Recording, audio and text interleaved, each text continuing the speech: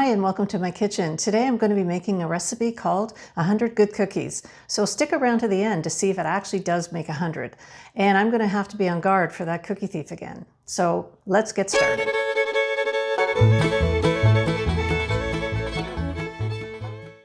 This is a really easy recipe to make, but you better get your pen ready because there are a lot of ingredients. Here's what you'll need.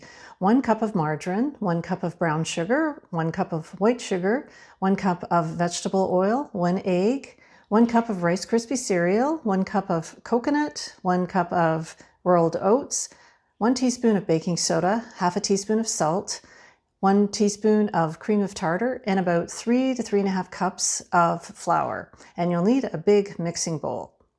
First, mix the margarine with the white sugar and the brown sugar together. I'm going to be using my faithful hand mix master to blend this all together. So just mix it together until everything is nice and smooth and creamy, and then we can add the next ingredient.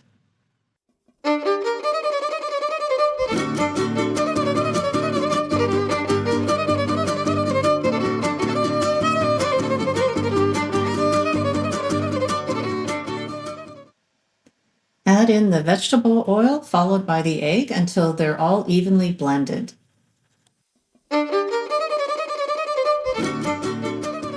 You can begin adding in the dry ingredients one at a time now, starting with the Rice Krispies, coconut, and followed by the oatmeal. And you should be able to still use your mixer at this point because there's enough fluid in it that it mixes nice and smoothly.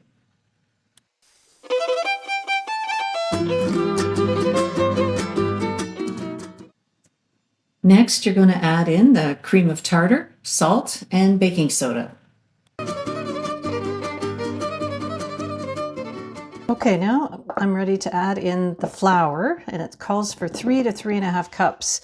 So at some point, I'm going to have to probably start mixing the rest by hand because it'll be just too difficult for the hand mixer to do. So I'm going to add in a cup at a time, and the first cup I'll use the hand mixer. So far, so good. I'm going to try another cup of flour. Now this is a 1/2 cup measuring cup, so I can put in 2 of these, and that will be a total of 2 cups of flour so far.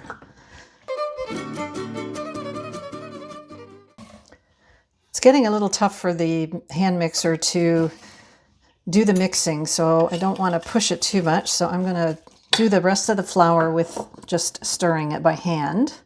Even though the recipe is called 100 Good Cookies, my family and friends always called it John's Cookies. That's because my father-in-law, John, he loved to bake and cook, and this was his favorite cookie recipe to make. So he was always making them and sharing them with everybody, and they become fondly known as John's Cookies.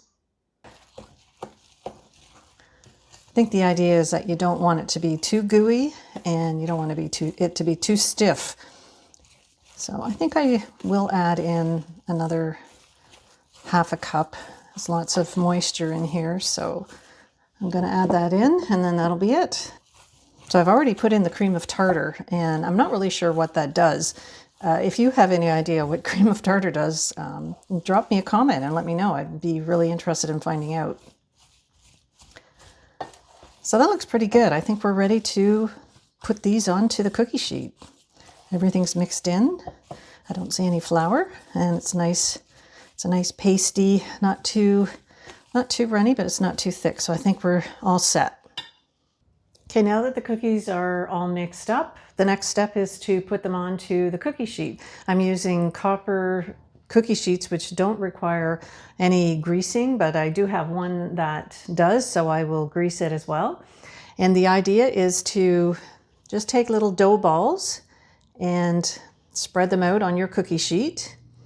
And I think with these cookies, given that it's supposed to make 100, they're not supposed to be huge cookies. So depending on the size of your pan, you could probably get 20 or maybe 16. So I'm going to work away at this, and then we'll put them in the oven. I have the oven preheating to 325.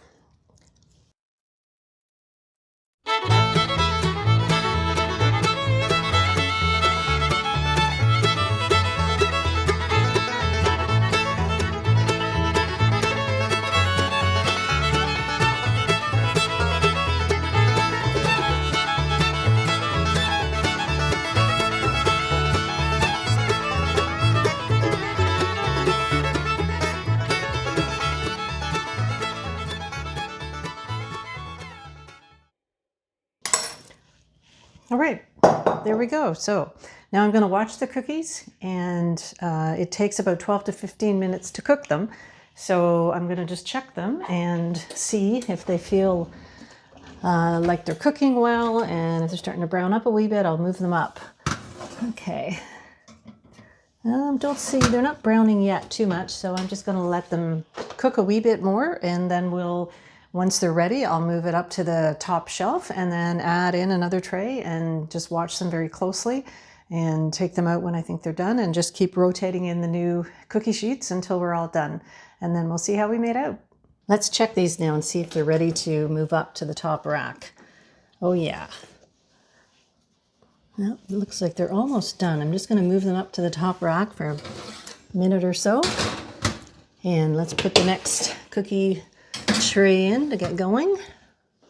And we'll just keep an eye on it.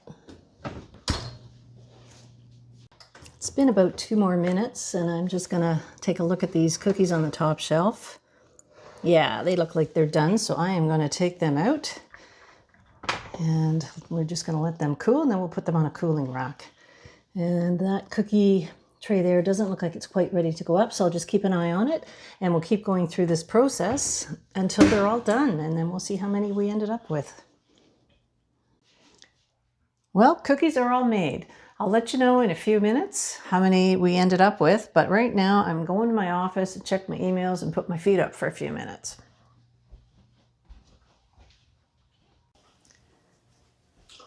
Oh, what's the way it's smelling here? Oh, looks like my dad's favorite cookie. Sweet. Grab a couple of these, you'll never know. Excellent.